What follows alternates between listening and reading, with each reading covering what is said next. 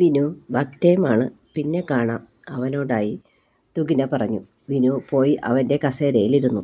തുകിനയെ ആരോ കല്യാണം കഴിക്കാൻ പോകുന്നു, അത് ഷുവറാണ്, അവൻ ചിന്തിച്ചു. അല്ലെങ്കിൽ വിനീഷ ഇത്ര നീരസം കാണിക്കില്ല. അവളുടെ അച്ഛൻ നാട്ടിലുണ്ടായിരുന്നെങ്കിൽ അന്നൊരു പെണ്ണ് കാണൽ ചടങ്ങാക്കാമായിരുന്നു. സത്യത്തിൽ അതൊരു പെണ്ണ് കാണൽ ചടങ്ങല്ലായിരുന്നോ?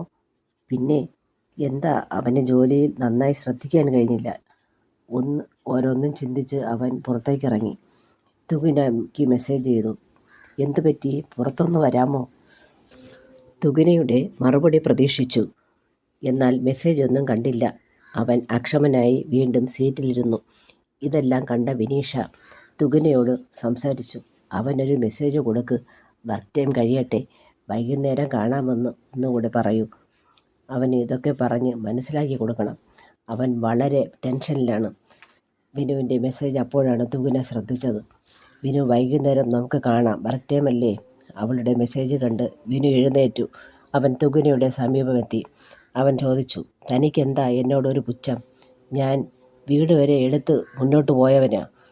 ഇപ്പോൾ എന്തു പറ്റി? വൈകുന്നേരം സംസാരിക്കാം വിനു, അതാണ് നല്ലത്. ഓക്കെ ഓക്കെ ഓക്കെ എന്ന് പറഞ്ഞവൻ പോയി. ദൈവമേ, ഇതാണോ പ്രേമം? രണ്ട് കൂട്ടർക്കും ടെൻഷനും മനപ്രയാസങ്ങളും. വിനീഷയ്ക്ക് പറഞ്ഞാൽ മനസ്സിലാവും. വിനുവിനോട് പറയാൻ അവൾക്ക് ധൈര്യം ഉണ്ടായില്ല. അവൾ ഹാഫ് ഡേ ലീവ് എടുത്തു. എല്ലാം വിനീഷ പറഞ്ഞ് സോൾവ് ചെയ്യട്ടെ, എനിക്ക് വയ്യ എന്നുറച്ച് അവൾ ബാഗെടുത്ത് പുറത്തേക്കിറങ്ങി സ്കൂട്ടർ സ്റ്റാർട്ടാക്കി. തുകിനെ, എനിക്ക് വിനു ഓടി വന്നു.